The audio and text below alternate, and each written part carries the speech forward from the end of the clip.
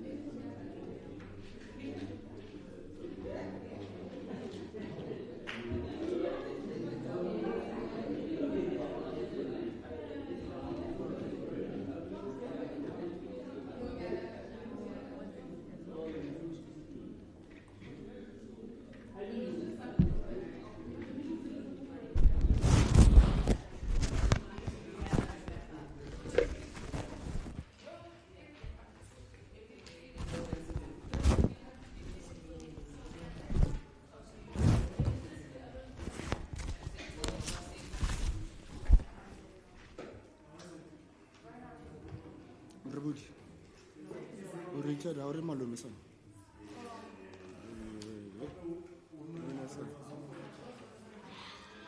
When I said, how are you, Malema? Alf. Don't have to get Shafiri. I don't want to.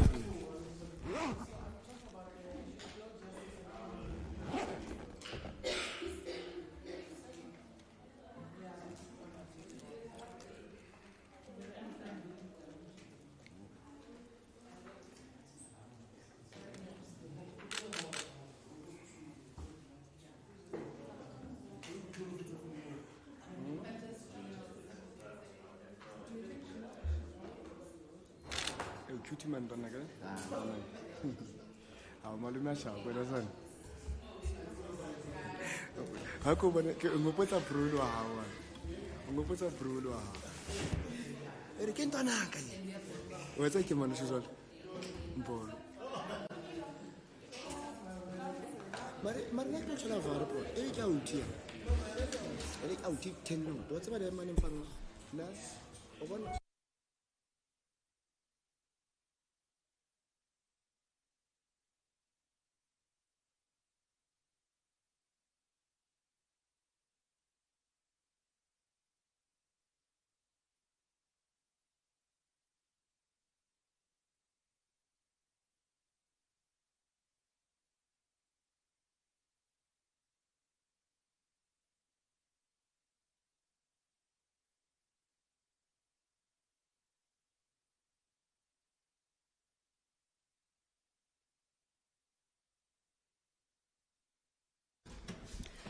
It is good afternoon, and as the economic freedom fighters, we always start on time. Welcome to Winnie Madikizela Mandela House. For those who don't know me, and it's not many, my name is Leanne Matthys. I'm the national spokesperson for the economic freedom fighters. Thank you for joining our EFF presser today. We have our officials with us. We have our Treasurer General, our National Chairperson, our Deputy Secretary General, our Secretary General, and of course our Commander-in-Chief and President Julius Malema, who is leading our presser today. President. Are you sitting? Yeah. This thing is too long. Good afternoon, members of the media, the officials of the EFF, the people of South Africa. The Economic Freedom Fighters is going to the 3rd National People's Assembly, which will be held between the 12th and 15th of December 2024 at Johannesburg, Nazareth Expo Center, under the theme, Defend, Rebuild and Advance the Struggle for Economic Freedom. The National People's Assembly is the highest decision-making body of the EFF, convened by the democratically elected Central Command Team every 5 years. This gathering is attended by 90% of delegates from branches of the EFF.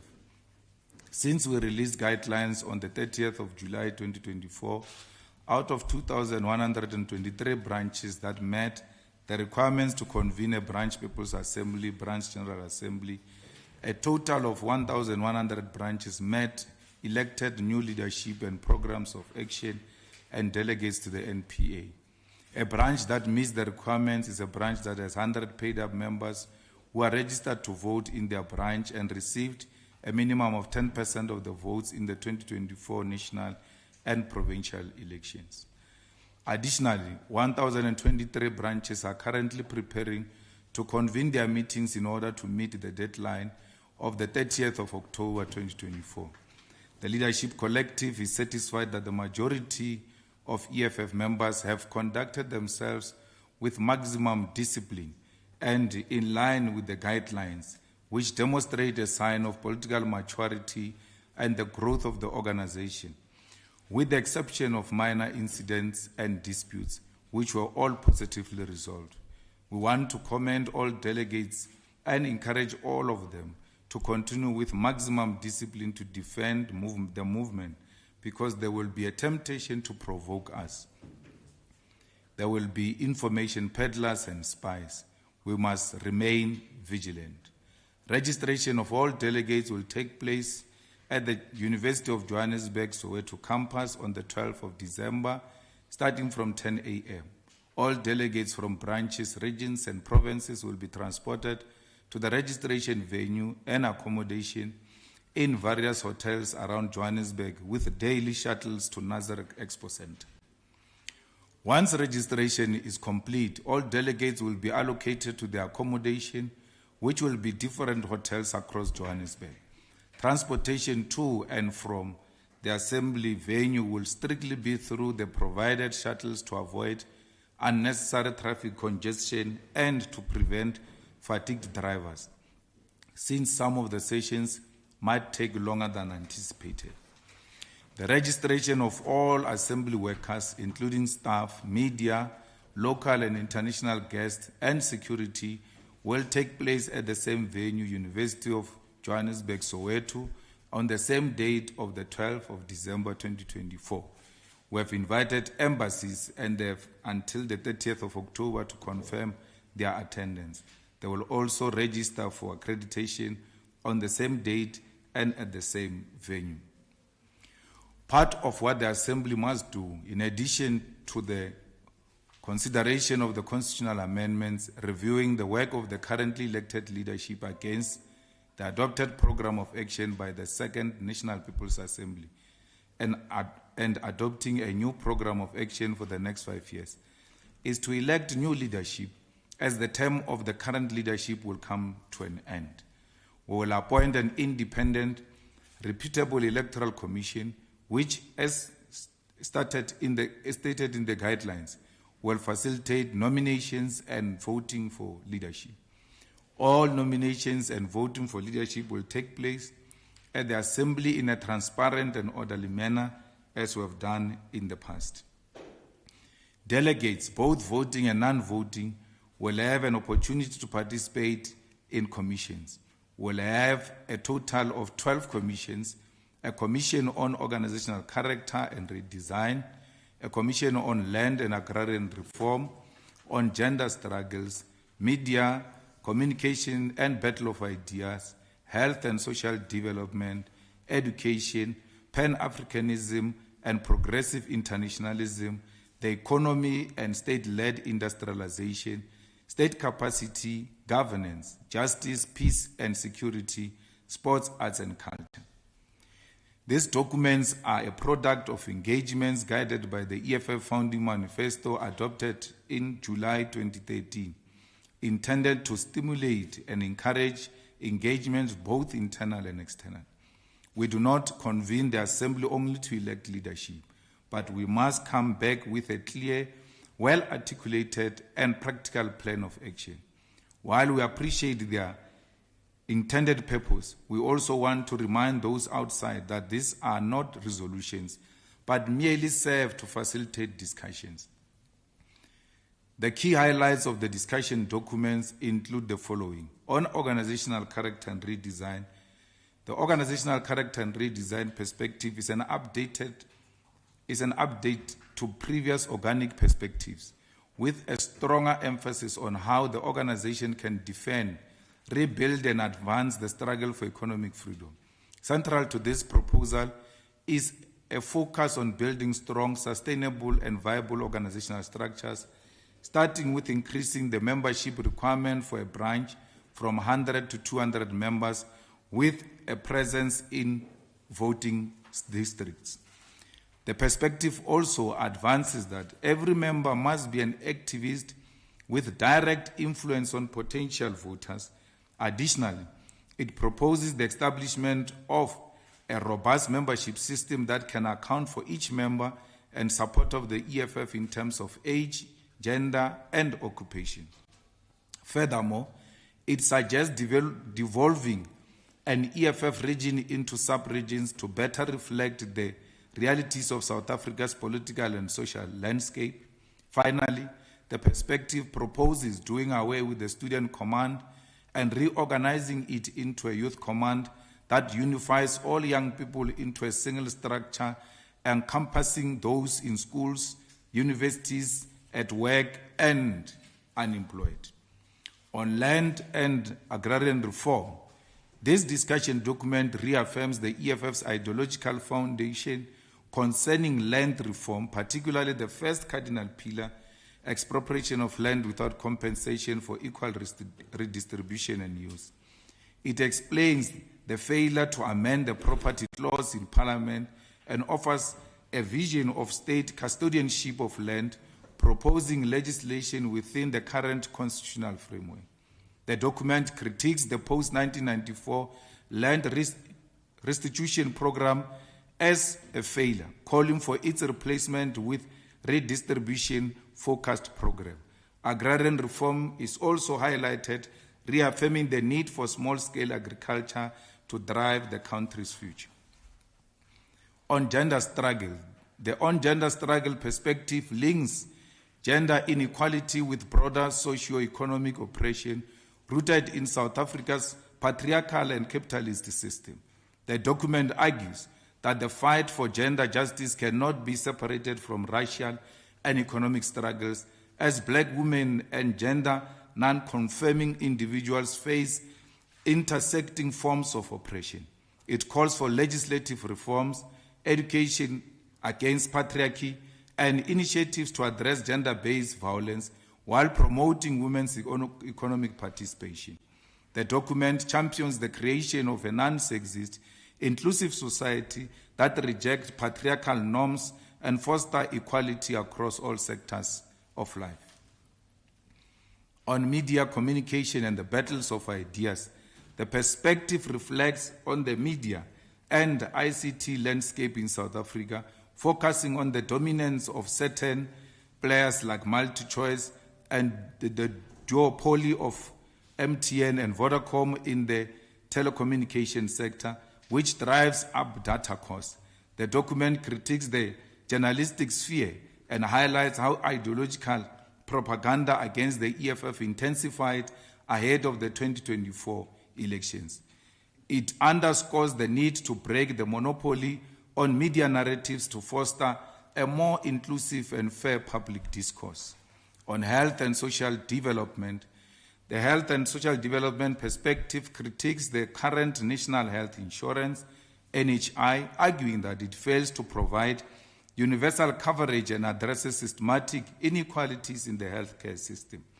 The document calls for strengthening primary healthcare services and ensuring every ward has at least one clinic or polyclinic. Additionally, it proposes reintroducing 24-hour clinic services and increasing provincial healthcare training facilities.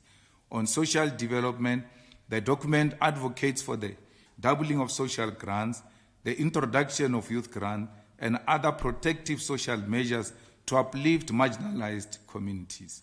On education, the education perspective addresses systematic inequalities rooted in apartheid-era policies, which continue to plague South Africa's education system.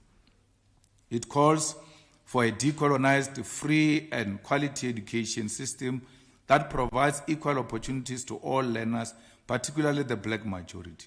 The EFF's vision for education include expanding early childhood development, ECD, improving infrastructure, and aligning higher education with South Africa's industrial and developmental needs. By addressing these systematic challenges, the document envisages education as a tool for economic emancipation and social justice. On Pan-Africanism and progressive internationalism, the Pan-Africanism and progressive internationalism perspective envisions Africa's liberation from imperialism through unity, economic self-reliance, and sovereignty. It emphasizes the dismantling of neo-colonial structures and advocates for African unity and the nationalization of key industries to benefit the continent's people. Additionally, it calls for solidarity with global leftist movement to resist capitalist exploitation while promoting Africa's leadership in a progressive multipolar world order. The economy, state-led industrialization. This perspective addresses the crisis of unemployment and poor economic growth with a focus on transferring the wealth to the black working class and African majority. The discussion document rejects privatization and advocates for a state-led industrialization agenda that prioritizes infrastructure development, the nationalization of strategic sectors, and transition to state-led energy production.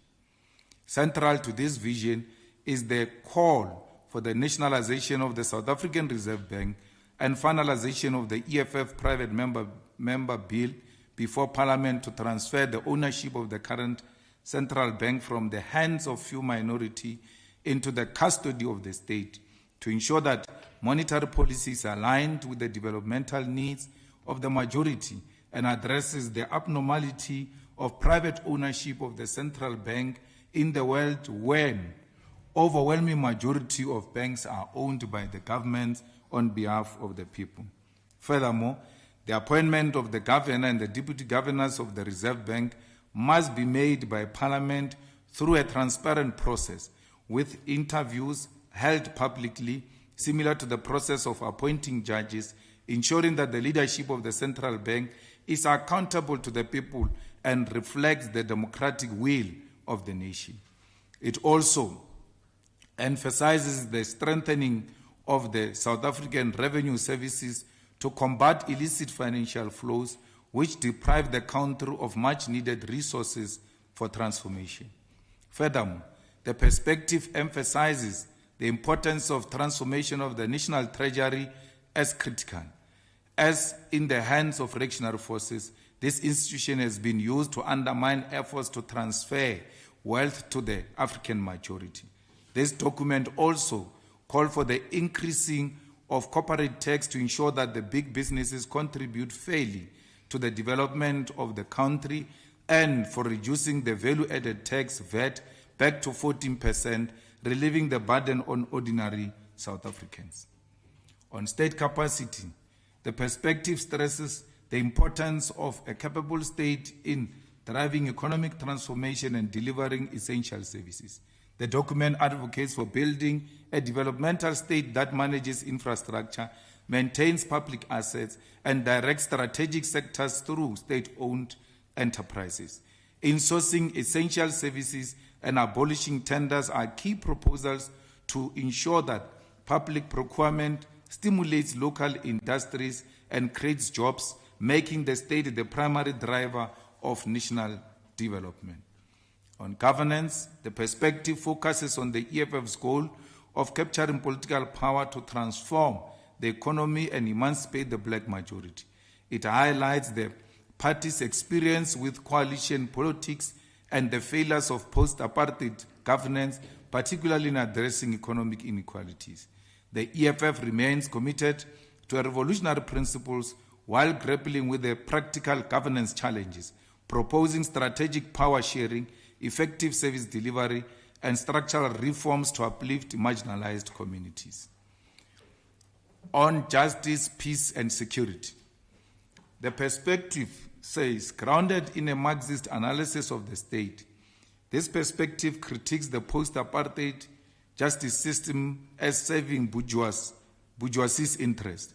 The document highlights the tension between constitutional supremacy and parliamentary sovereignty, suggesting that the judiciary's strong review powers hinder transformative change.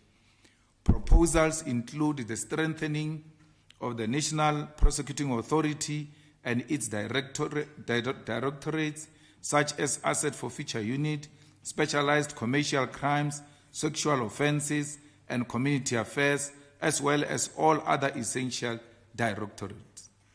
Additionally, it calls for the appointment of the head of NPA to be made by a democratically elected parliament rather than the president, who the NPA may still need to decide on whether to prosecute or not, ensuring accountability and impartiality.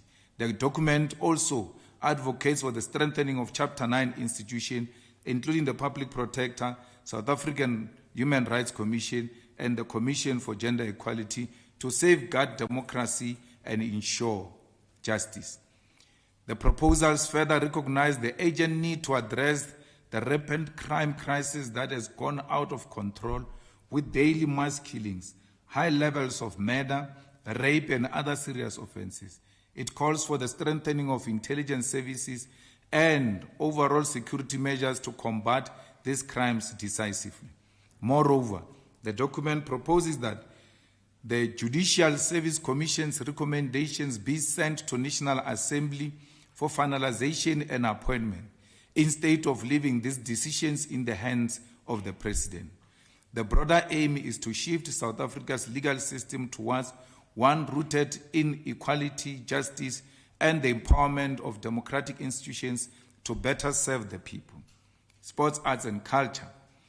The sports, arts, and culture perspective emphasizes the need for transformation in this sector to overcome apartheid's legacy.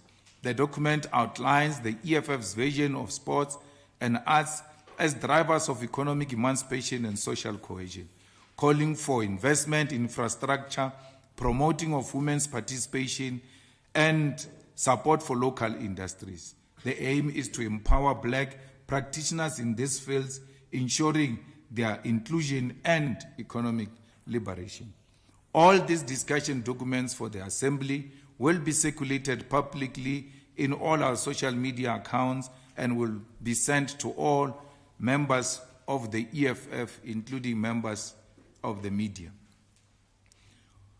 We welcome the election of the new mayor of the city of Tshwane, Dr. Nasiphi Moya of Action SA, who was elected by an overwhelming majority of democratically elected councillors in Tshwane.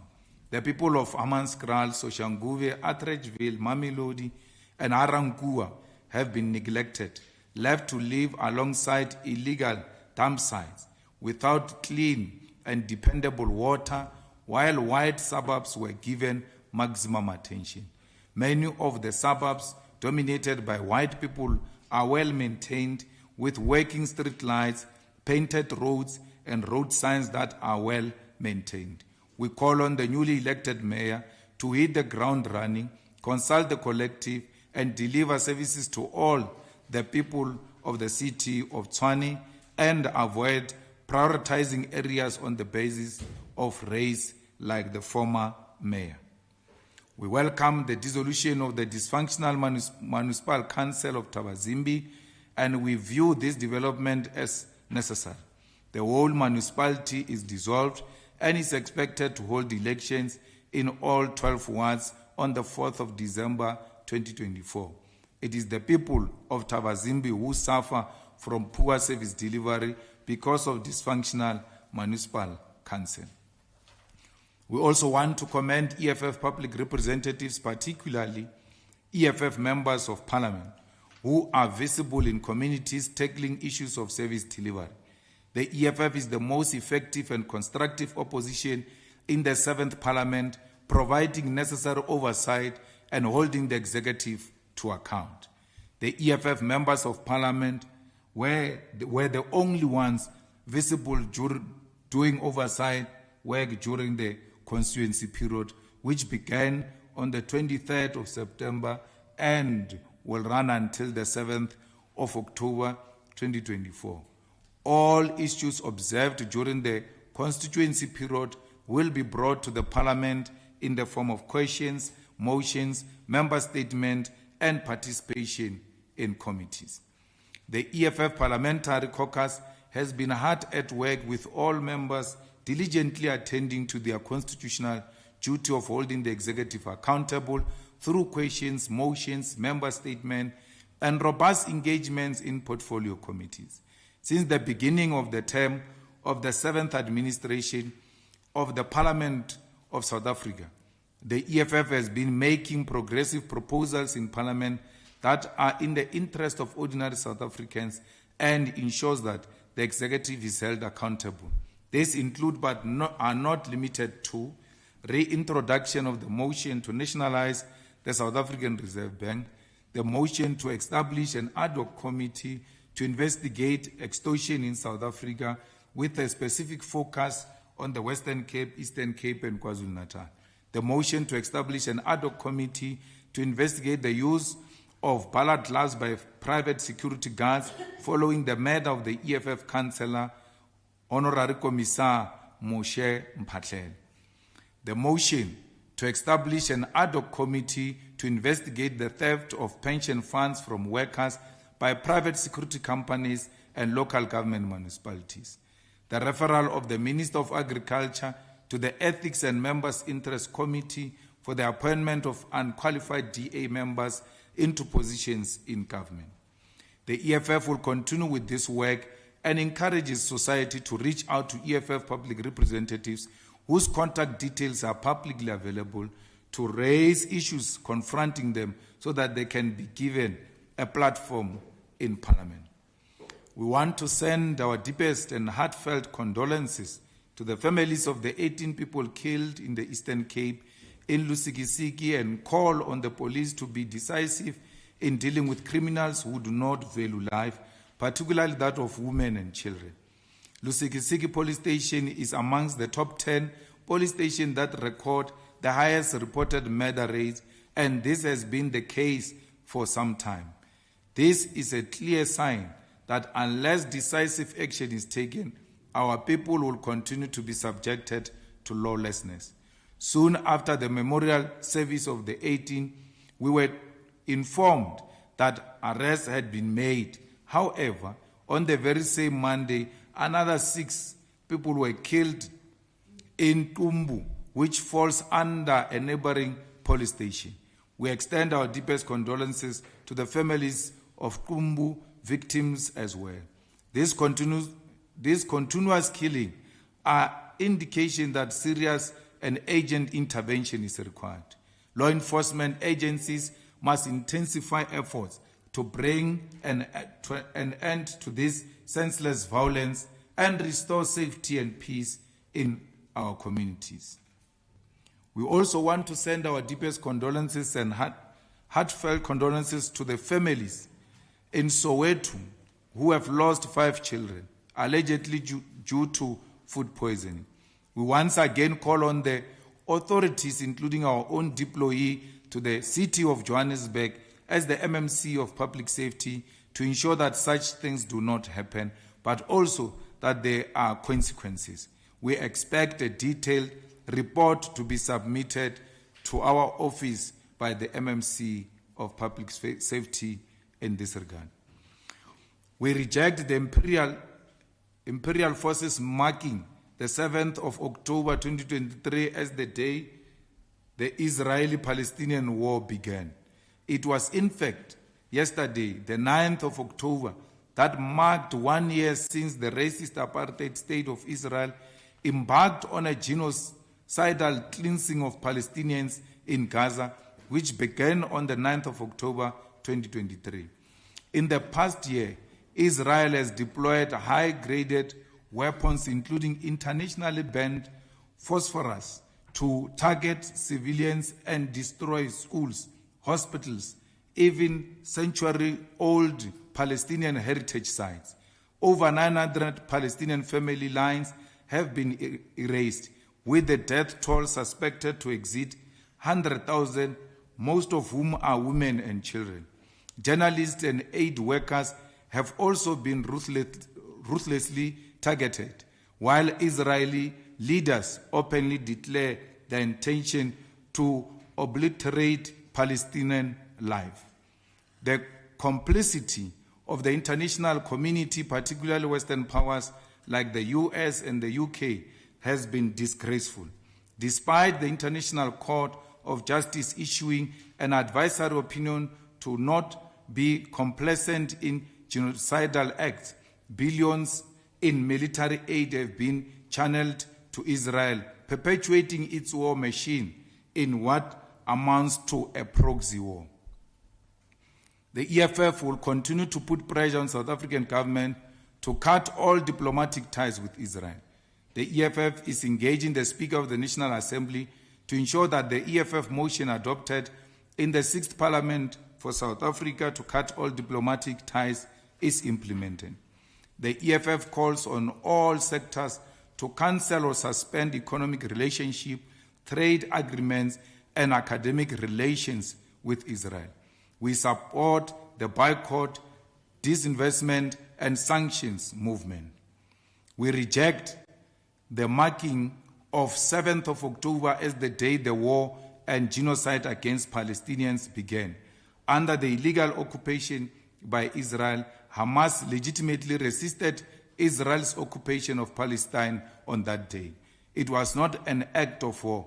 It is a battle for the freedom of the Palestinians.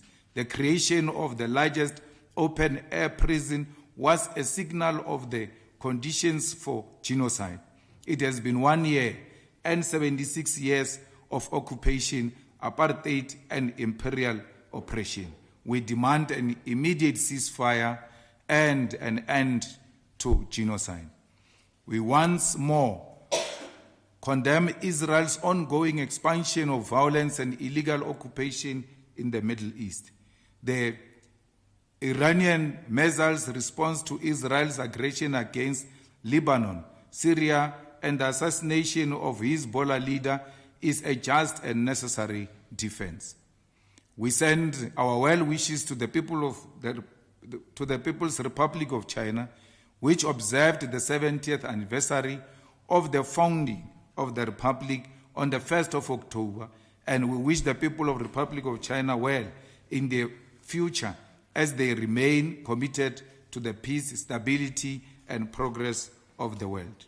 We wish the people of Mozambique well in their elections that took place yesterday, and we wish them peace as they continue with the counting. The people of Mozambique must respect the wishes of the electorate. We want to send our deepest condolences to Ray Macaulay, the senior pastor and founder of Rema Bible Church, renowned gospel artist and cultural icon Solimuholo, revolutionary poet James Matthews, and award-winning kwaito artist Sandile Ngwenya, known as Mapaputsi. We pray their spirit rest in revolutionary peace. I thank you. Thank you, President. I think you need some water after that. Okay, we're going to take a round of questions. We're going to start on this side. So must we do 5 and then we'll take another 5 so we don't have a whole list of questions and sometimes we miss. 1, 2, 3, 4. Anyone else on this side? And then 5. Then we'll move like that. You know the drill, yes? Name, media house, and question. Thank you. Siyamthanda Chapa, News 24. Mr. Malema, you've just outlined the requirements for being admitted into the People's Assembly. I know the process is ongoing, branches are meeting. Have any of the branches or regions been disqualified based on the 10% rule that you put in place? And in terms of the logistics, which embassies have you invited to your People's Assembly? With regards to Tshwane, a lot of the parties that are in the multi-party charter, including yours, have put their necks on the line. Do you believe those parties can turn things around in the municipality? And finally, with regards to Mr. John Steenhuisen and referring him to the Ethics Committee, how far is the EFF willing to go to ensure that the matter sees finality and that people who started working in that office are not paid? Thank you. Good afternoon, it's Natasha Perry here from SABC News. Just as a follow-up to Siyamthanda's question, especially on Tshwane, given what happened yesterday, are we likely to see a reconstitution perhaps of metros where the EFF is involved, perhaps maybe Citibank? And then in August, following the regional assemblies that you held, the EFF's World Council in KwaZulu-Natal had instructed its PCT to rebuild branches and structures there ahead of December. How's that work going? Also, you mentioned in July at the EFF's anniversary that heads would roll in the Northwest and Limpopo, and of course Limpopo we see leadership changes. How's that work going ahead of the elective conference? And then I just also want to find out, you and the former Minister of International Relations and Cooperation, Dr. Naledi Pandor, remember you had made allegations against her. Do you still stick by them? Because she had said that you should provide evidence. If not, she'll take the matter further. You've mentioned the work of the EFF in Parliament and what you've managed to achieve so far. But I'm just also interested in knowing how the work of the Progressive Caucus is actually shaping up. Thank you. Thank you, Natasha, for the many questions. Naomi Kobe here with YFM. My question also pertains to the city of Tshwane. I think, Mr. Malema, of course we are seeing, some tensions playing out between those GNU partners, the DA and ANC there. Firstly, what do you make of what is playing out in the city of Tshwane? Just your honest, open opinion there. And then do you feel, this is an opportunity for the EFF to, I suppose, strengthen and maybe regain some traction there in Gauteng and the city of Tshwane? Thank you. Thank you, Naomi. Kotatso Marisa from the Sunday Times. In relation to Tshwane, maybe to start there, do you as EFF believe perhaps that there should be sharing of mayoral chain with ANC having Joburg, Action SA now having Tshwane? Do you believe EFF should perhaps get Ekurhuleni? And then I think maybe these two should be linked. The proposal to move the branch in good standing from 100 members to 200 members, what is the rationale there? Is it not too high? And then maybe the one about maybe to expand on getting rid of the student command. What do you think would be the effect on universities? I mean, a lot of people a lot of parties are contesting. It's a very hotly contested terrain. I had another one. How do you think, or how do you propose the aligning of curriculum in universities or in higher education to industrial needs? I mean, how would that work? Do you think the curriculum as it stands should be overhauled altogether? Should there be addition of subjects? I mean, what are you looking at? Mining? And maybe just an expansion on that. Thank you. Sorry for the long questions. You're welcome. Thank you, Kokotso.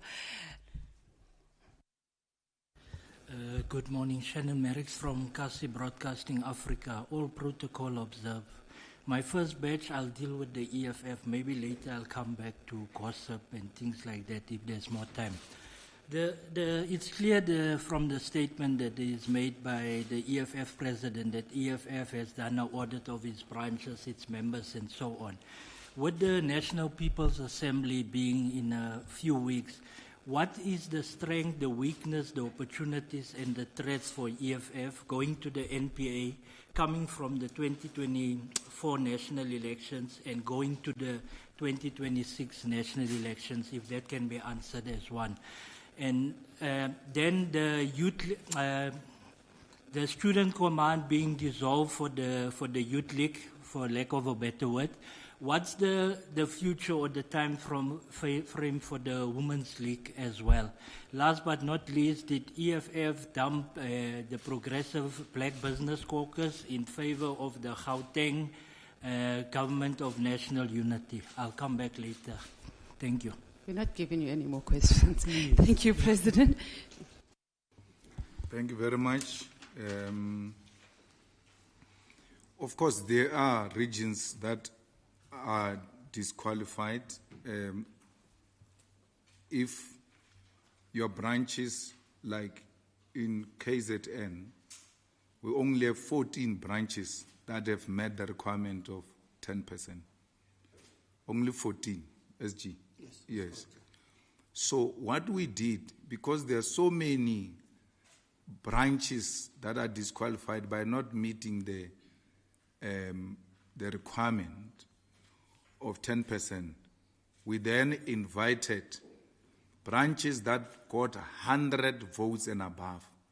Because for you to be a branch, you have to have 100 members in good standing.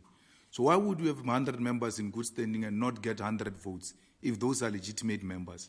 So but they are going to come as observers so that they come to appreciate that this thing of not working has got consequences. That invitation has been extended to KZN and the Western Cape. But everywhere else, it's a requirement of 10%.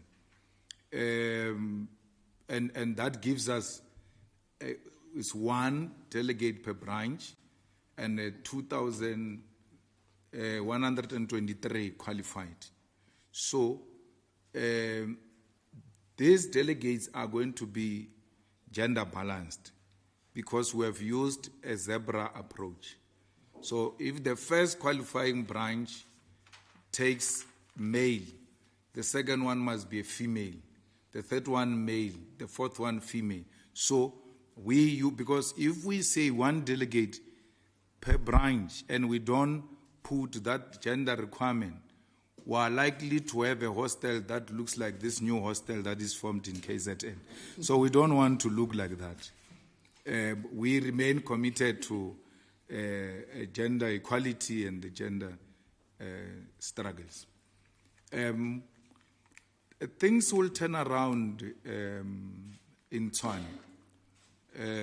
And when we say the mayor must hit the ground running, we simply mean that, it shouldn't take a mayor 2-3 days to send the trucks to go and remove illegal dumping in Mamelodi.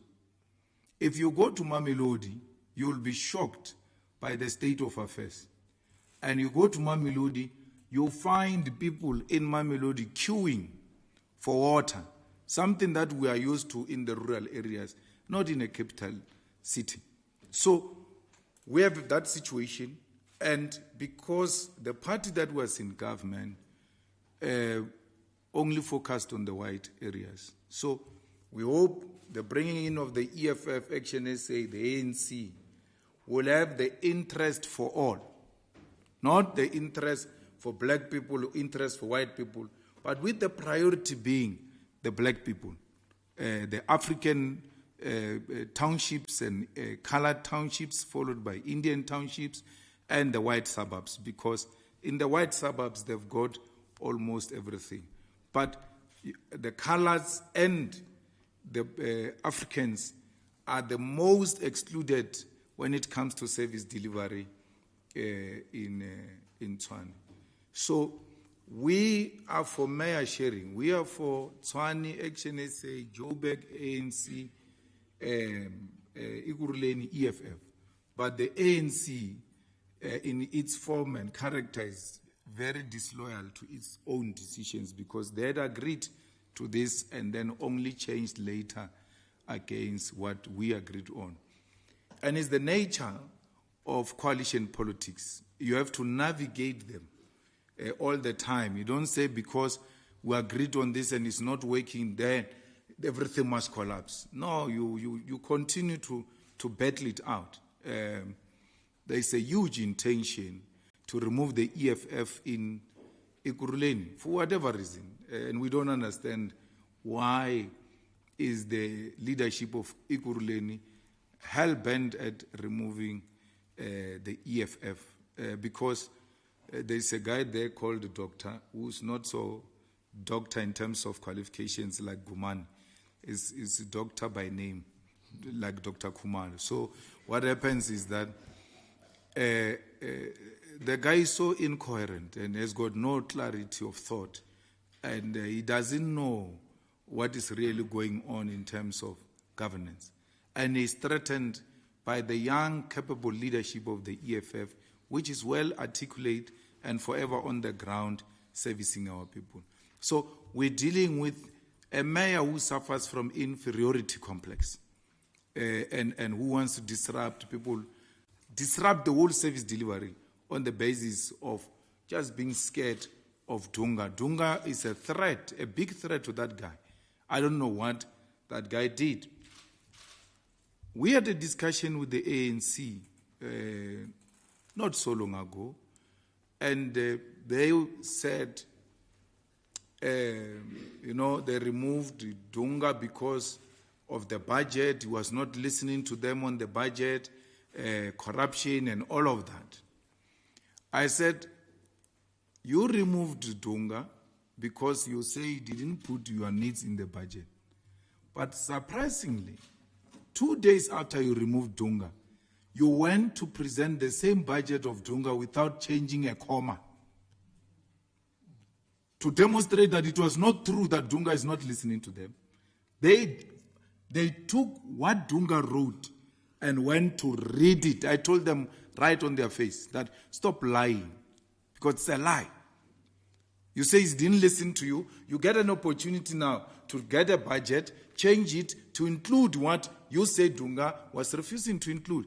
You didn't include anything, including a full stop or comma. Anyway, then you said Dunga is corrupt. That municipality, the period under Dunga, is winning award after award. Because awards are not awarded during your term. I mean, they are during a year. After a year, there are, organizations, institutions that give awards. Go and look at Dunga's year. It's receiving awards, including a clean audit. And there's never been any scandal of corruption. Can we say that about the mayor? They want to remove the EFF because the EFF said the chief of police must be removed in Ekurhuleni because of sexual harassment cases against him. A group of men want to come to, a group of powerful men want to come together to defend a powerful man against vulnerable women who this man has been harassing.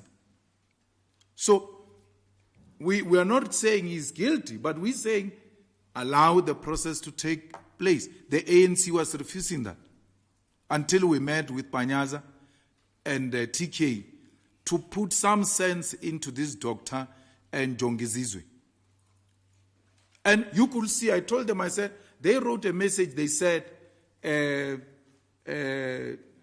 there's no turning back today. were done with the EFF, I said, okay, let's look at what happened to where we reached a point where you say, today, there's no turning back. What happened today?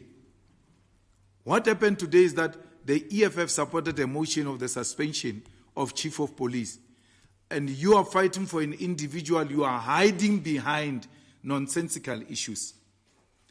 And once you see them behave like that, you must know the Chief of Police has got something on them. Because they can't reason it out. You can see these guys are scared. So, we told them we really are not married to the positions. If they want to remove the EFF, they must feel free to do that. We have no problem with that. But we'll never succumb to corruption and sexual favors and refusing to promote people because they refuse to give you sex. And because we want to be MMCs, we must defend that. We refuse that. And we still refuse it to date. So, we're not calling for any reconstituting of any municipalities. We want stability.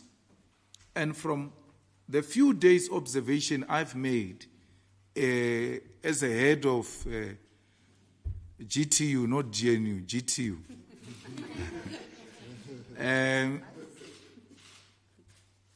the mayor of Johannesburg, despite that he came in Chacharach with hiring people who would come from outside to be security officers, if he continues the way he's continuing, he's going to get this municipality stable. Because since he took over, there is some sense of what we are doing. And we want that kind of leadership with maturity. The deal in Tshwane, by the way, was made possible by Dada Morero, who did the behind the scenes for the sake of stability, starting here in Joburg, going into Johannesburg. So, why would you want changes there? We just elected him, and so far, so good. Let's give Tshwane a chance. Let's leave that Domkop of Ikuruleni to expose himself. He's not gifted, he's got no talent. That thing, if he's not careful, it will collapse in his hands, but we won't allow that. The rebuilding of structures in KZN, we're all now busy with the NPA. And the focus is on the 14 branches that made 10% and on the other branches that are going to be the observer. So far, we're doing very well with regard to that. And in KZN, all our structures are intact. There's no any region or sub-region or whatever that has gone to any of the organizations that are currently formed in KZN. So, and we met with the structures in KZN. We met with the regions, we met with the province. They all gave accountability and were satisfied with the explanation that was provided by the leadership of KZN. They put up a fight. It was not easy for them. It was not an easy task. And we had to reflect about it as to what were we going to do differently if it was us, given that challenge these people were facing in KZN. So we don't see any element of laziness, of abandoning structures and organizational work from amongst the leaders of the EFF in KZN. So there's no need. We have resolved. SG, someone was telling me there's someone who says there's still going to be a CCT decision about KZN. The CCT has taken a decision to leave the structures of the KZN as intact as they are. We are going to rebuild KZN together with those existing structures. So there's no structure in KZN that is going to be disbanded. If it gets disbanded, it will not be on the basis of 2024 elections. It will be on their failure to engage in the rebuilding process that we are engaged in.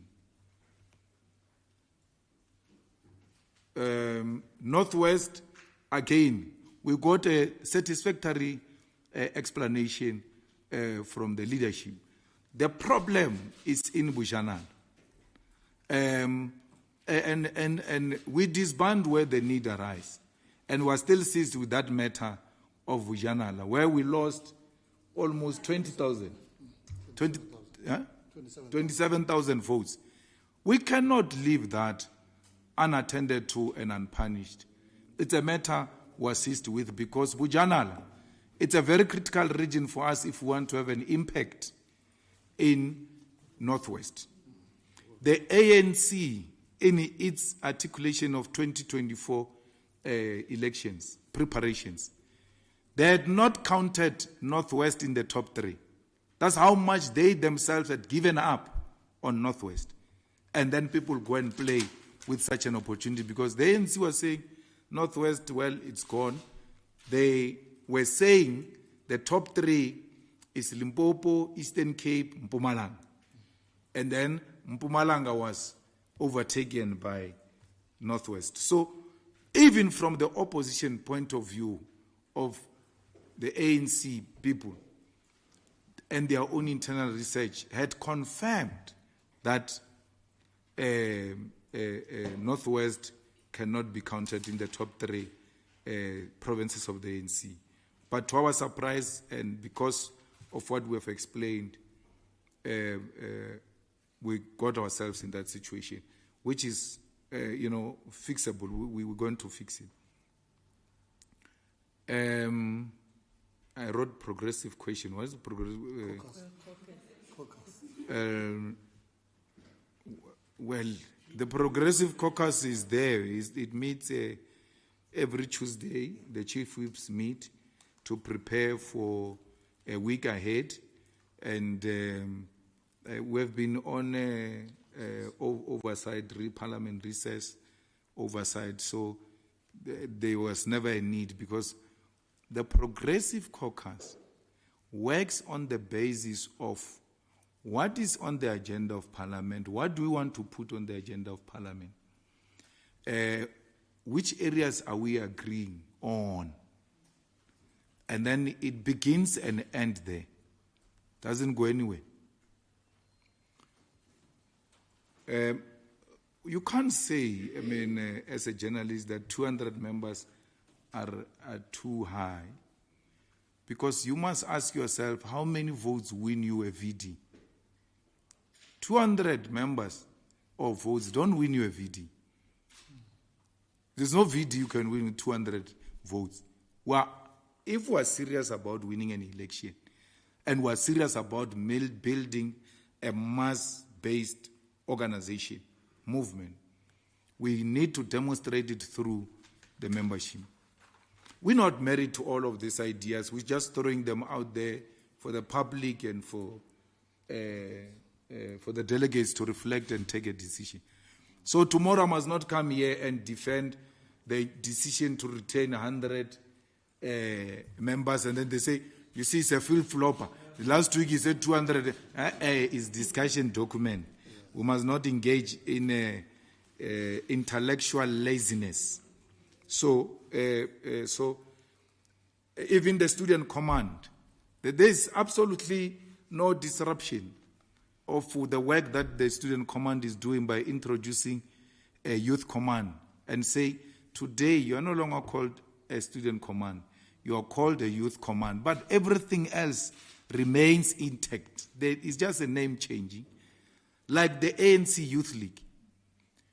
The ANC Youth League is in campuses, in the villages and in the township. So we don't want to create what the ANC created with the Youth League and SASCO, where they end up contesting and fighting each other in the campuses. So we want the youth to be under one umbrella body.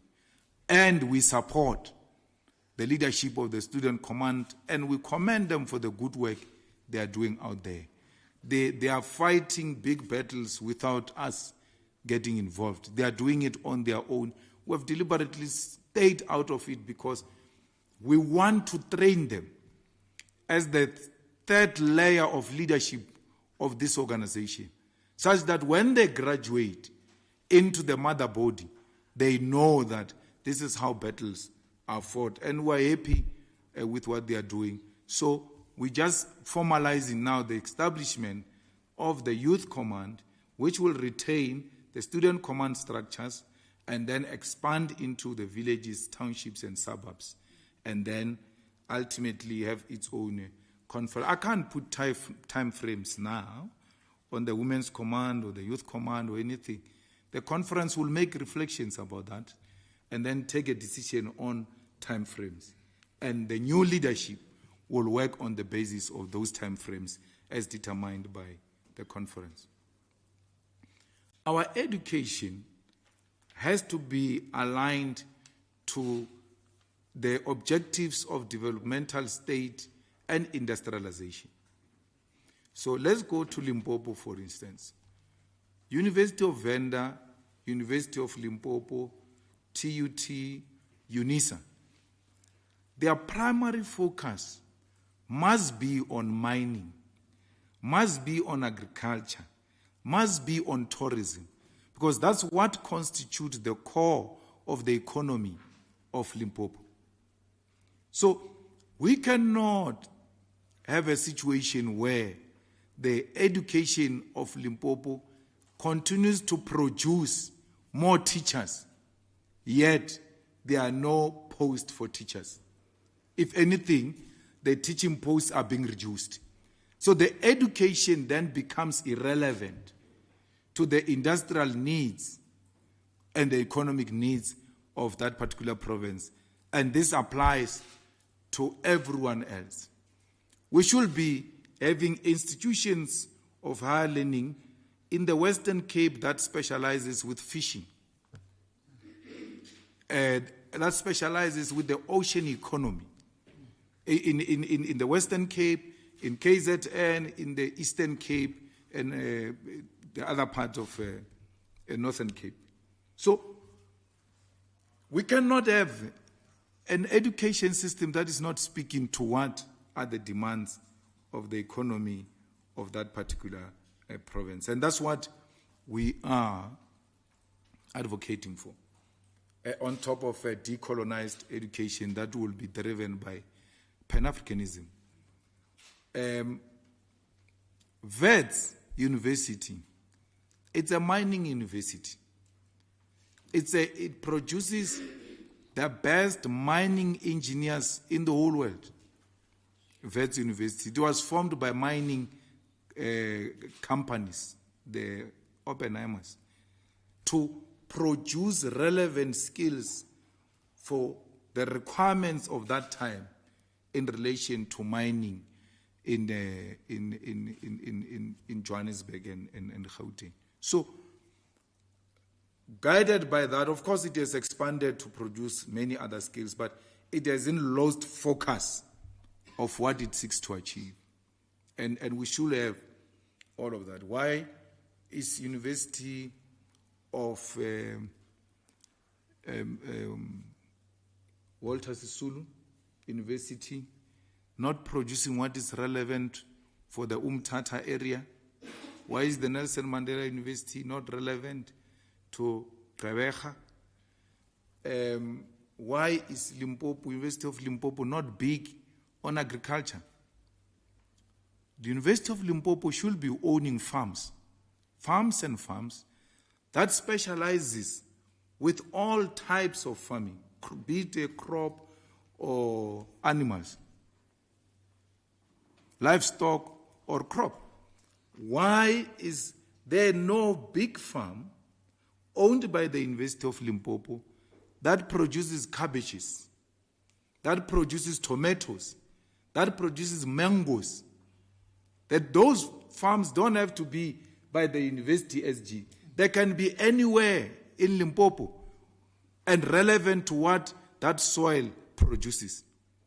And they produce not only to educate, because with agriculture, you can also create revenue for the university. As they produce teaching in the process, they also provide the markets with the products of what they are producing. We farmers, some of us are farmers, we get kids from agricultural sectors to come and train in our farms. That is education. We are educating them. We are giving them practicals without being institutions of higher learning. But institutions of higher learning are not doing that. You have in Sesheu there is a Capricorn FET college. Right next to it, all those industries and factories are closed. Why can't that TVET college look at what could be relevant to these factories and teach those people and train them as well in these factories and produce? Because we used to produce textile. Clothes used to be produced in that industrial area in Sesheu. There is a huge demand for such things. The university can teach that, and not the university, the TVET college can teach that, and in the process supply, especially the retail stores that are there. We can demand that you must take some percentage from the students here who are producing this thing. That is revenue to the TVET college, but equally a skill transferred to the students. And that's what we're talking about. There is no threat to NPA of the EFF, National People's Assembly, the thing we're talking about, prosecuting authority. There is no threat at all.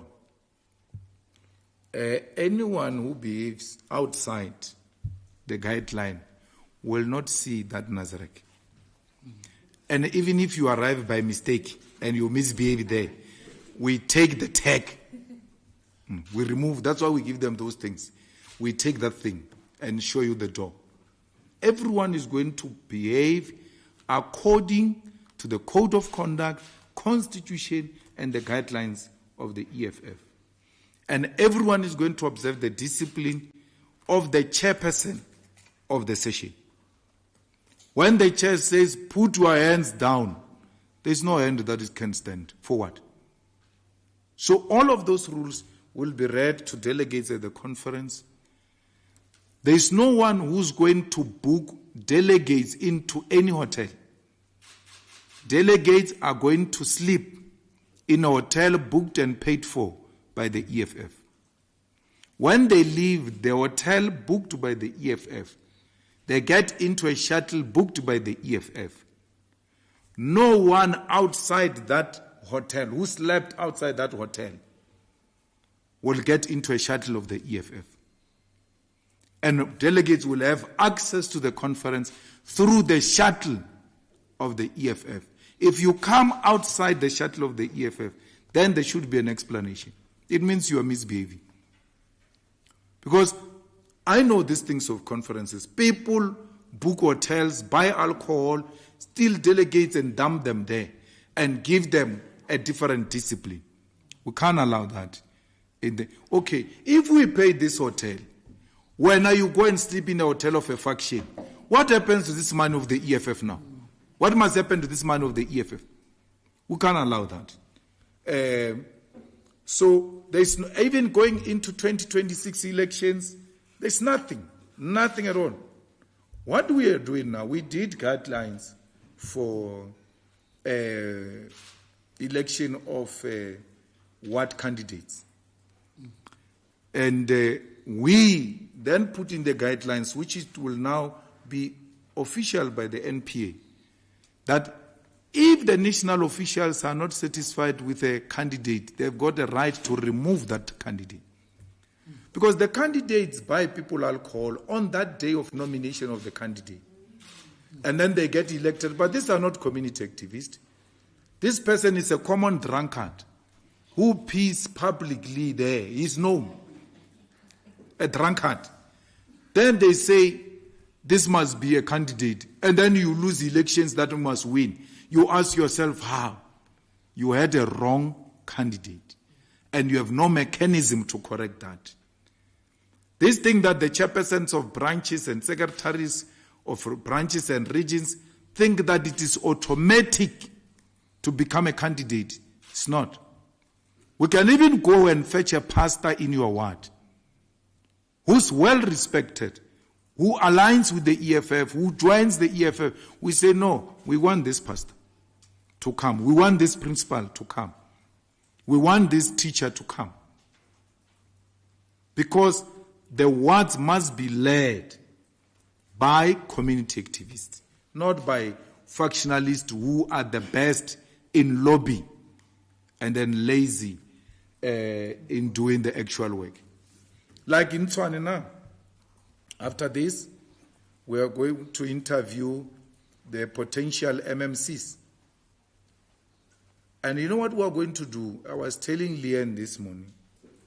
We are going to record the interviews on video for EFF archives.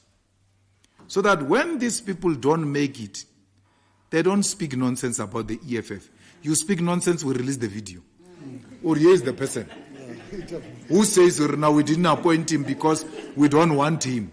Here's the interview of the person. Yeah. We need to start recording these people. Because they go out there and speak very bad about the organization as if they are the best. But they are not the best. They are the best factionalists who have no clue, none whatsoever, in what they want to do. They say they want to be MMCs or finance of this. We ask him a simple thing. What is the budget of Ikurland? I agree you came here. You are being proposed as MMC of finance. You come to an interview. A simple thing of knowing the budget. Even if you are not exact, just around, this much. Some of these people we had not appointed in Johannesburg. And I was not head of GTU at the time. Some of the people we refused to appoint on the positions of MMCs could not tell us what does JMPD stands for. But we want to be an MMC of public safety. And when we don't appoint, we get spoken bad about. And we have nothing to back ourselves up. This is the person who says he wants to be a leader. In the EFF, you can lead. If it's fine, you agree you are lobbying, you're doing what? Democracy. That is not, that's a deployment. There must be a different criteria. And that's what we are doing because we are serious about service delivery. Not about factionalism, not about who support who. We're not interested in that. We're interested in do you know what you want to get yourself into? Do you have an appreciation of what this animal is? Thank you. Steinesen. What about him? Him hiring unqualified illiterate whites. Yeah, we're busy guy now. We're busy with that one. He's in the ethics there, where I sit. And these people can't be paid. Because if they get paid and they are unqualified, they themselves are getting themselves in trouble. Because once it is found that they were not qualified and not deserving of those salaries, they are going to be asked to pay back that money. And they are putting themselves into big trouble. Steinesen must just know ijampile. Unarwa mogola is not working. He must leave it. But because he's a matriculant and he loves matriculants himself, he's so married to that idea of hiring unqualified people. So we're not going to sit back. We've told all of you that DA is led by mediocrity and is saved by white skin. Because they are white, you don't critique them the same way you are critiquing us. Today, you made us the face of corruption. Mashaba tells you every day, no leader of the EFF came to me when I was a mayor to ask for a tender. But we are the face of corruption.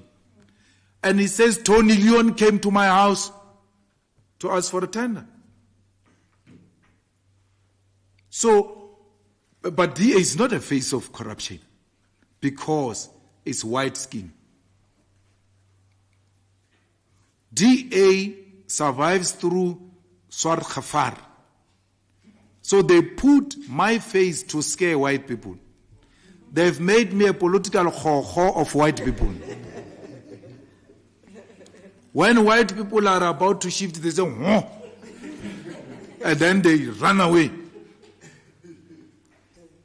But we supported DA here and they were ready to receive our support under Mashaba.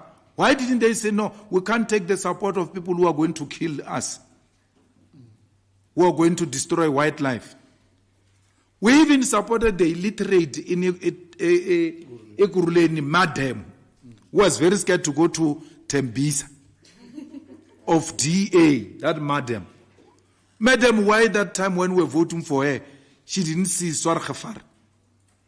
It's not real. And white supremacists, racist supremacists are gullible. They get told lies and they believe those lies. And they want to behave like white people are generally smart. But they can't see this is a lie. They're just scaring us here. These guys have got nothing against white people. They are fighting for equality. Whereas we speak in English.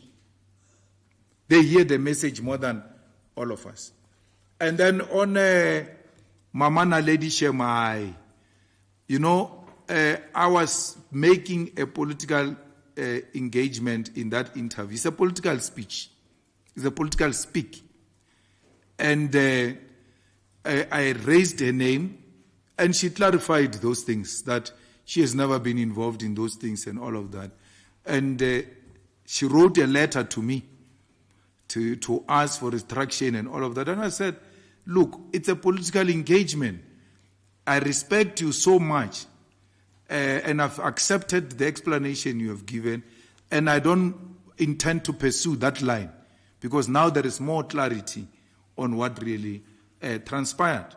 And I've sent that letter, and I don't want to engage with her in a public spect. It's one of the respectable former ministers of our country who's at the forefront of fighting the struggles for the total liberation of Palestine.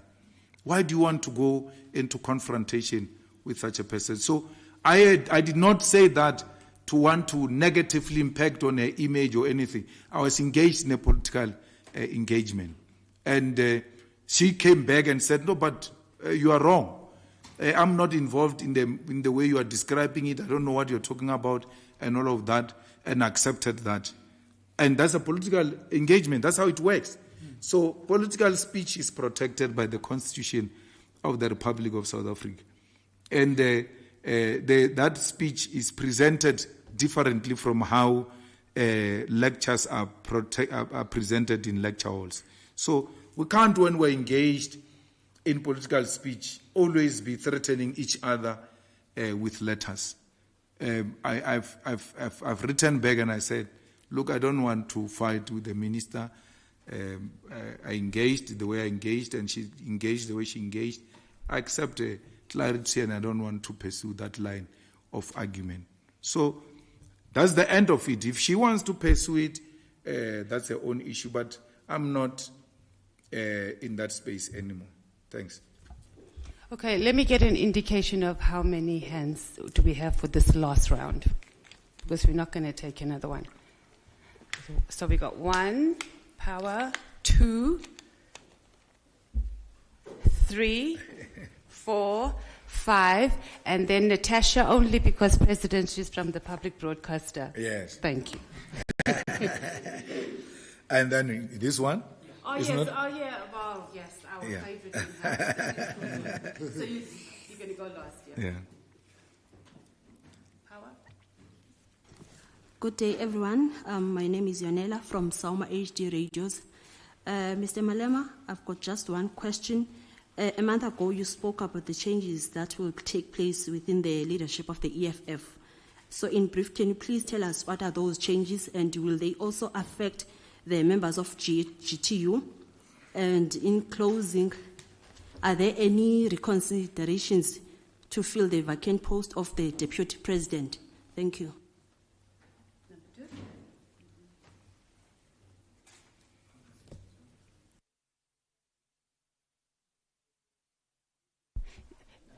You can use the one next. Okay, I think it's on now, yeah. Morning or afternoon, Mr. Malema. Alpha Ramushwana here from Eyewitness News. I also just want to speak about the DP position. All responsibilities of the Deputy President were moved to the office of the President. Would you support a motion at the NPA for the office of the Deputy President to be dissolved completely? And perhaps just have a president and an SG and all the other positions in the top executive. Secondly, I also want to speak about Dr. Klagaza, who you've spoken about today. He says he wouldn't mind having an executive in Ekurhuleni, which also includes the Democratic Alliance. So he seemingly wants the GNU to boil down to Ekurhuleni. What do you make of his proposal, or perhaps his intention to have that kind of formation in the city of Ekurhuleni? I also want to speak about your new government in Tshwane. Your relationship with ANC in Ekurhuleni is sour. Why do you still get in bed with the ANC, knowing what they did to you, remove the MMC of Finance in Ekurhuleni? Don't you fear that they could perhaps do the same in the city of Tshwane? I mean, they don't have the mayor there, but they still do have some sort of power. And lastly, Sihlelonzi, the president of the Student Command, has spoken about how he feels about the relationship between the EFF and the MK party. And I mean, if we do look at the policies of the MK and the EFF, they don't really align. I mean, they believe in compulsory military conscription, sending pregnant teenagers to Robben Island, and all those right-wing sort of policies. Do you believe that the EFF should indeed relook the relationship with the MK party in Parliament as far as the Progressive Caucus is concerned? Thank you. Thank you, Elf. Thank you. I'm Khawala Magolego from UFM. In reaction to Dr. Moya's election yesterday, the FF Plus says if you put together Action SA, EFF, and ANC, they are likely to get excited and want to, for example, in-source, and they will not have money for that. So they reckon that the banks would suddenly lose confidence in the metro because of this, your relationship with the ANC, and you'll very soon actually not even be able, the city won't be able to pay things like bonuses, which are coming up in November. Just your general reaction on that. And also, I think you have already reacted to being painted as the face of corruption. It's fine. And then last thing, the DA has been threatening to abandon talks with the ANC that are apparently meant to stabilize other hung municipalities. So I'm asking you as the EFF whether you are able to attest to any level of instability, say in Mogale City, Nelson Mandela, or eThekwini, that would require a DA intervention in order to resolve. Thank you very much. It's Zianda Ngobo from Newsroom Africa. I've got two questions that are almost linked. Just almost off the back of Alpha's question. So will the dynamic in Gauteng, where the EFF and ANC are working together, is that something that you're considering to escalate to national level? Are you finding it easier, for an example, to speak to the Gauteng leadership of the ANC versus national leadership, because the dynamics seem to be quite different there? And then just my last one is to speak about your Constitutional Court matter on the 26th of November, where you are seeking to resuscitate the Phala court case. Just wanted a bite on that. Thanks. Thank you, Newsroom. Let's go to SABC. Okay, these are just two questions that were sent by my colleagues. And they're asking, what is the EFF standing regarding Mogale City auction of land, where the EFF is in a coalition government with the ANC? The second one says there's a story of a PRASA head of security, Alexio Papadopulo, I hope I got that name right, reportedly not having matric. Is this something that Mr. Malema could respond to? Thank you. Yes, PRASA. I'll send you the thing.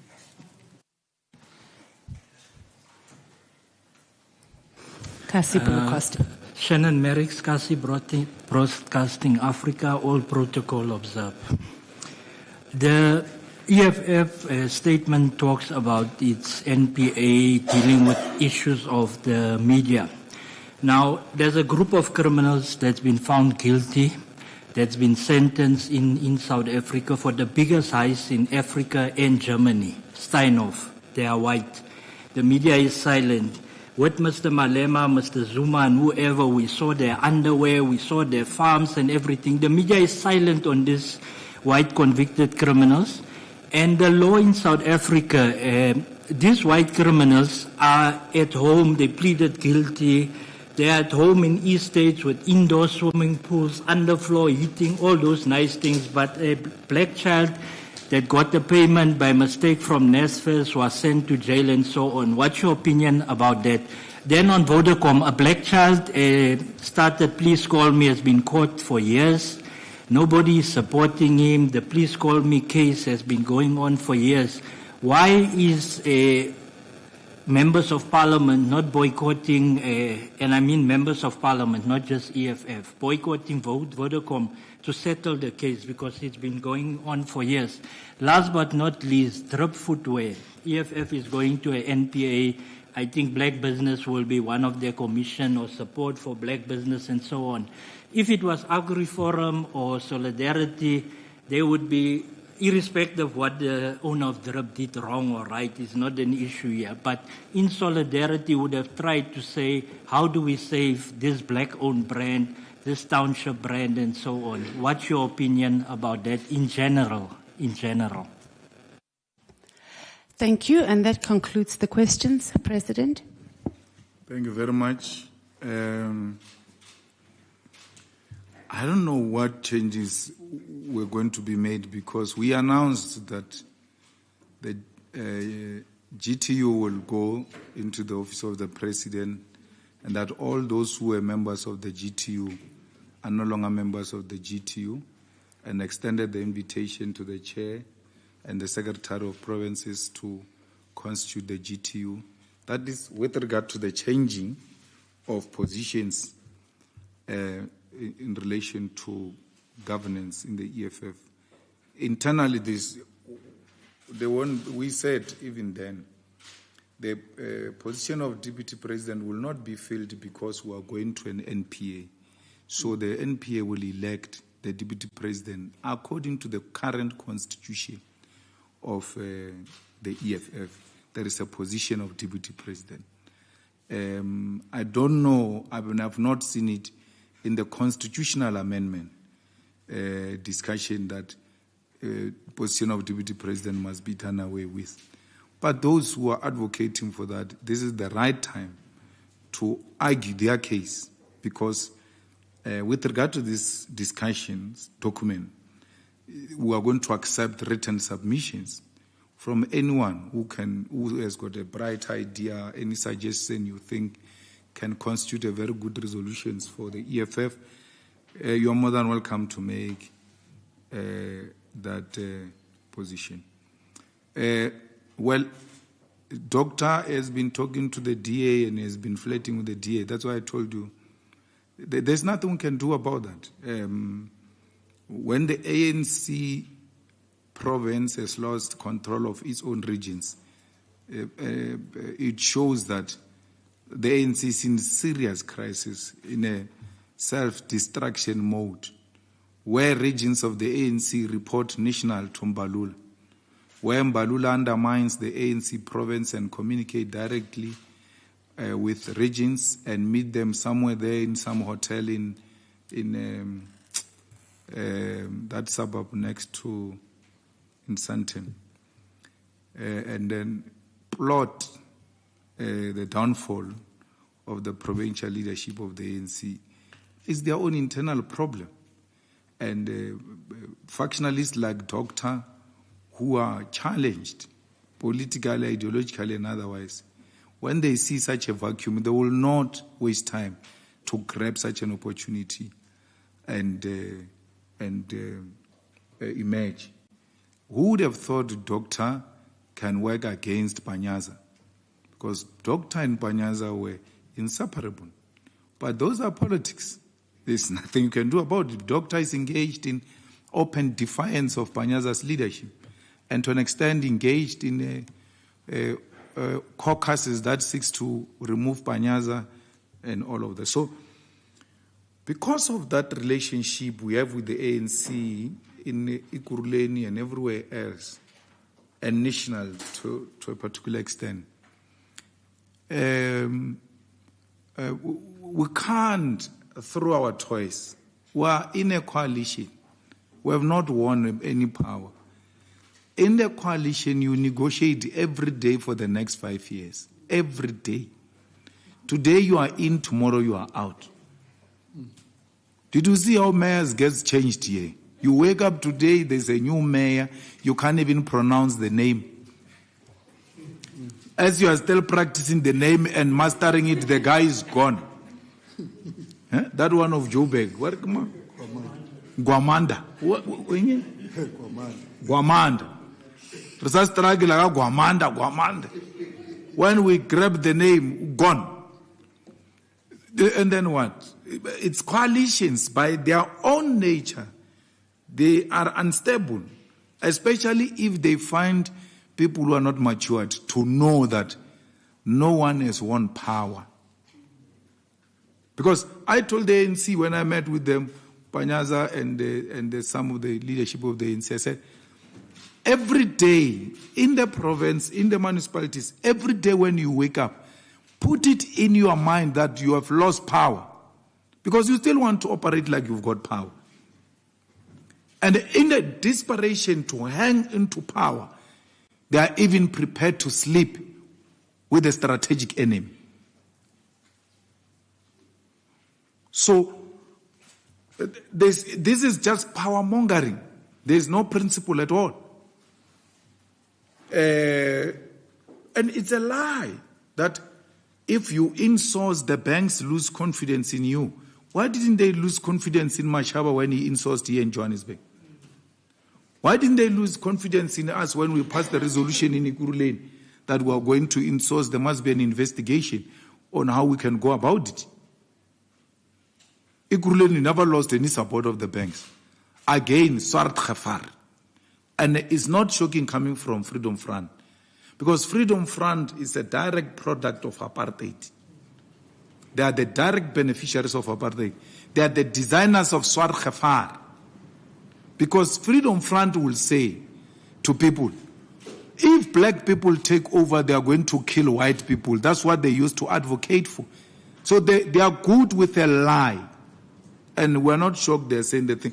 There is no any motion, any insourcing that is going to drive away the banks. That's why we're talking about the establishment of state banks, so that when the commercial ones threaten to walk out, the state bank must walk in.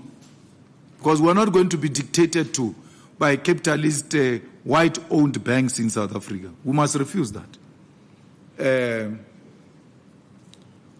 We support the ANC leadership in Gauteng. And we don't do that in exchange for positions. The ANC national has made it very clear to them. You can go anywhere except the EFF. And they said, okay, we can go anywhere except EFF or MK, that's fine. But we're not going to DA. We're choosing to stay out with other small parties out of that GNU arrangement. That is a fair thing. When I met President Ramaphosa, I proposed that. I said, if you have a problem with going with the EFF, please don't go with the DA. Go alone and constitute a minority government. Exactly what Gauteng did, but they did it after. It was before even Gauteng did it. I said to President Ramaphosa, you've got 40%. Mapantiti have got this percent. This one has got that percent. You put together those percentages. You are still at the right position to can make decisions, because we will not support the DA in Parliament. Even when we are in disagreement with you, we will not vote with the DA, we'll rather abstain. And if we abstain, you make it through. in Parliament. So Ramaphosa didn't need the DA at all, but he decided to go with the DA. So at the center of this, I don't understand what Mbalula ate from who. Because the guy has changed. No one, the people who grew up with him, not a single person can identify the Mbalula who's speaking today, who's addressing us every week like a presenter of Pala Pala FM. He's always pete, pete, pete, saying a lot of nothing. Every week, there's a week where he addressed us the whole week. The whole week.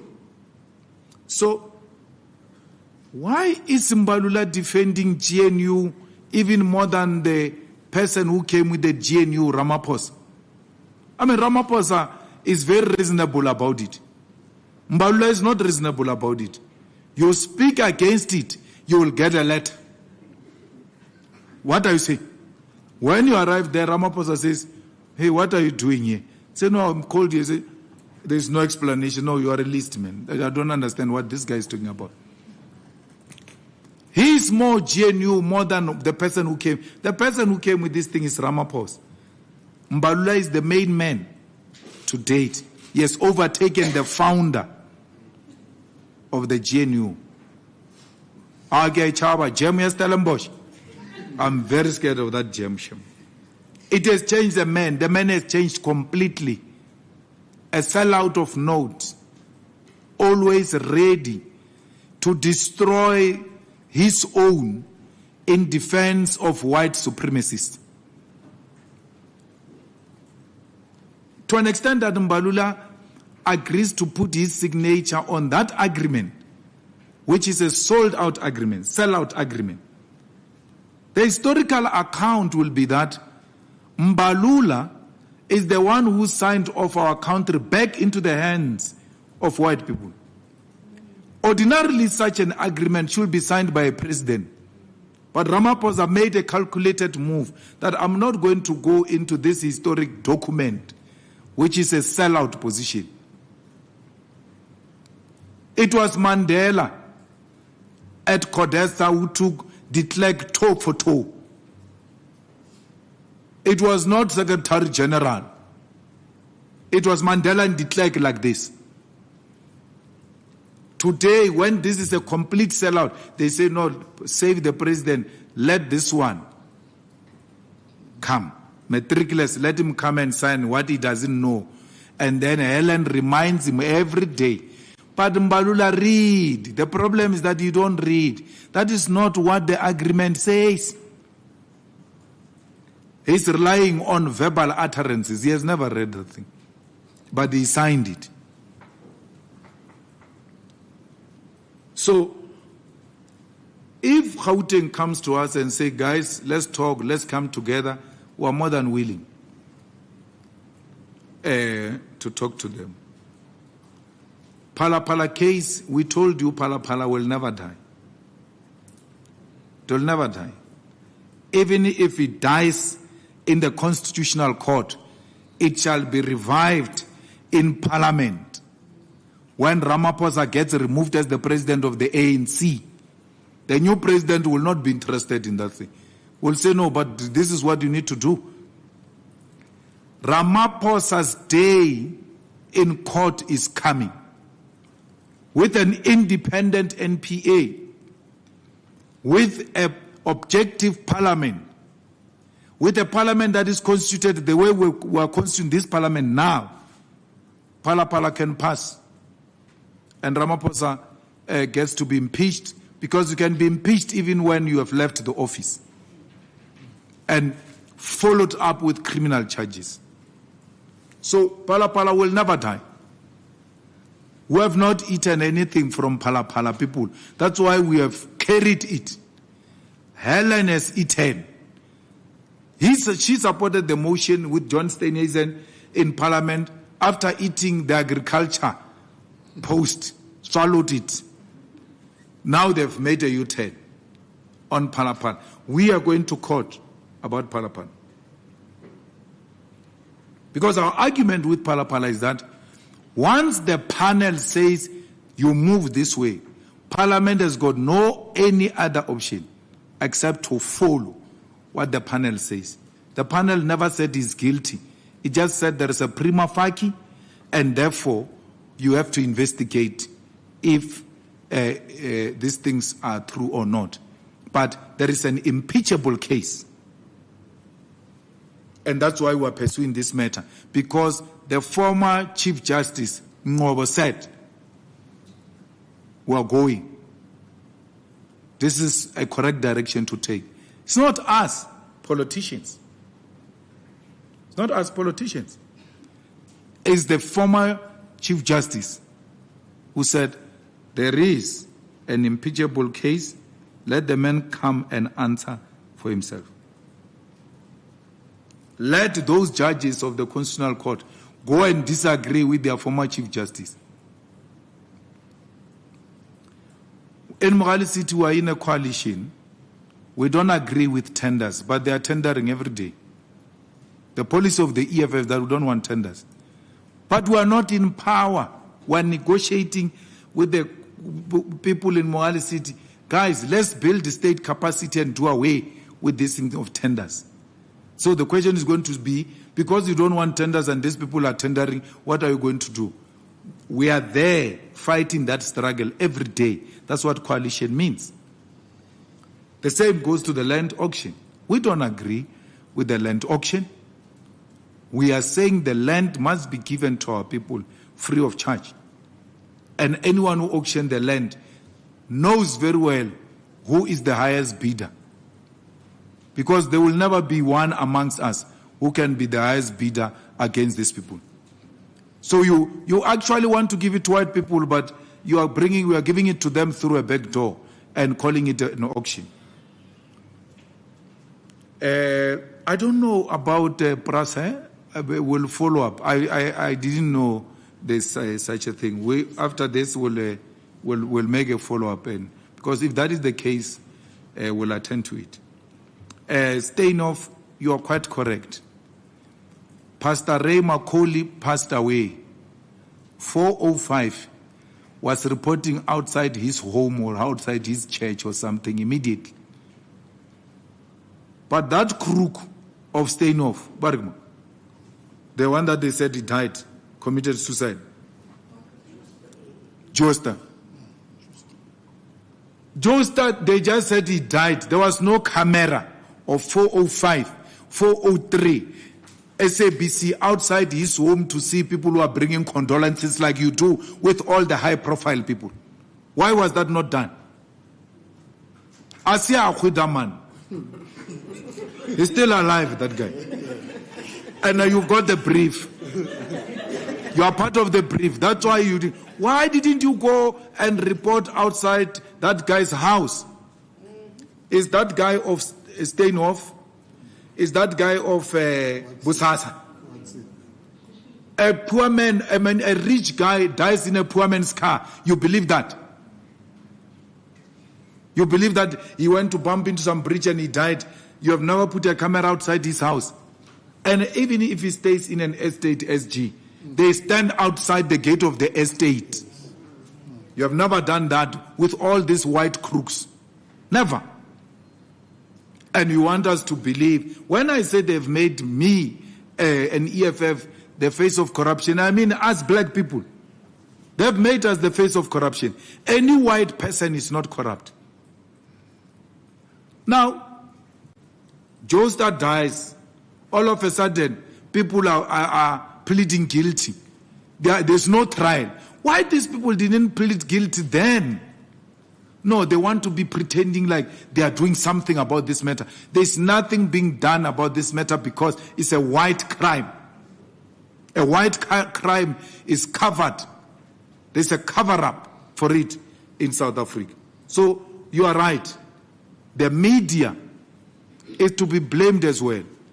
I challenge you, even today, go and show us where this guy stays of staying off. Go and put a camera outside his house. Today, we see the people who are sending condolences to Pastor Ray Macaulay. We are going to see the people who are visiting the house. We are going to have interviews outside the houses of Pastor Ray Macaulay, because it's an honorable man.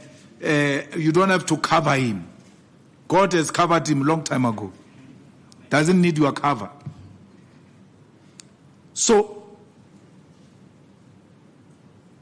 when were we going to know where Pravin stays if he had not died?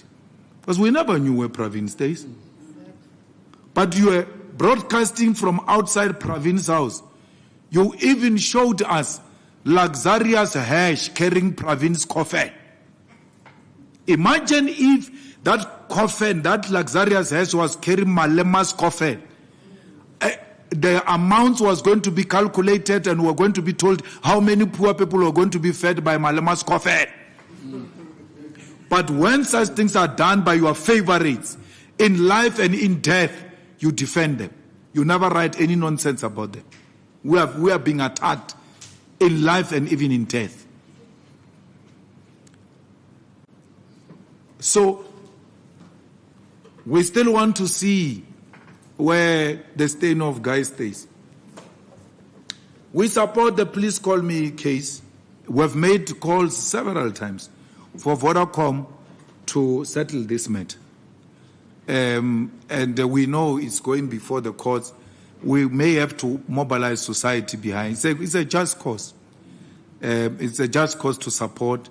And I like the suggestion that perhaps Parliament must take a decision, which is a motion that we can sponsor, to suspend the usage of Vodacom by members of Parliament in protest and in support of the Please Call Me guy. I have a meeting tomorrow with Lekau, the owner of Drip. I want to understand what is going on. I want a minute detail of what is really going on, because at a face value, Drip is doing well. And it was a growing brand found in many other shopping complexes. But we will not know the internal usages of monies and all of that. Why is there no business rescue? We just go to liquidation. Why is there no saving? Where is Patrice Motsepe when we need him? If he's indeed a successful black billionaire, where is he? When a young entrepreneur with such a promising future is going down. My brother, you can't compare us with those Afri-Forum things and what is this other one? Solidarity. Shema, even if I ask all EFF members to put together their last cent, they won't rescue the repeat. It needs 20 million. How much? 20 million. We won't get it. We're struggling now to get money for our own NPA. Imagine you saving the RIP. When you say you're going to save the RIP, another member of the EFF, what about us in the sheiks here? You're taking the money to your friends. So, DRIP is worth saving. So let's hear the story and let's make calls. And the people who are going to intervene, they can take over the finances of DRIP until they stabilize, recover their money, and hand them over back to DRIP. So I'm unable to make a call now. But after those discussions, we'll issue a statement and say, okay, this is what we think can happen. Because more than Lekau, we're concerned about those workers. Ordinary workers who work in those shops. Their families are going to go hungry. And this is the problem with the economy of South Africa. Telkom is going to retrench. They have issued out a circular. It's going to retrench. That company of coal, of Bramite, not Sibanye, Seriti, is retrenching. Post office is retrenching. There's no area where there's no retrenchment. But we are told GNU is working. Show me in which area are the jobs being created. because I only see jobs being retrenched, workers being retrenched.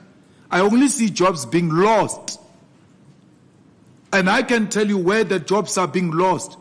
If you argue that the GNU is working, show me where they are hiring people today. Show me.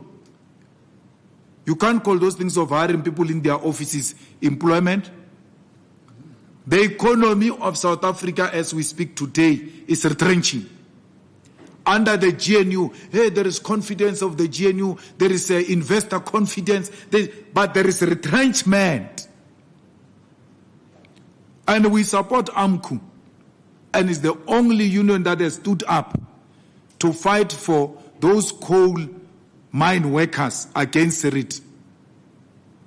We support them, and we are watching that process very closely, because we very soon will enter the space on the streets in solidarity with the workers. So please stop lying to us and saying there are jobs being created. There are no jobs being created. There is no investor confidence, because the investor confidence must industrialize, must produce jobs, must develop infrastructure. Where is massive infrastructural development in South Africa?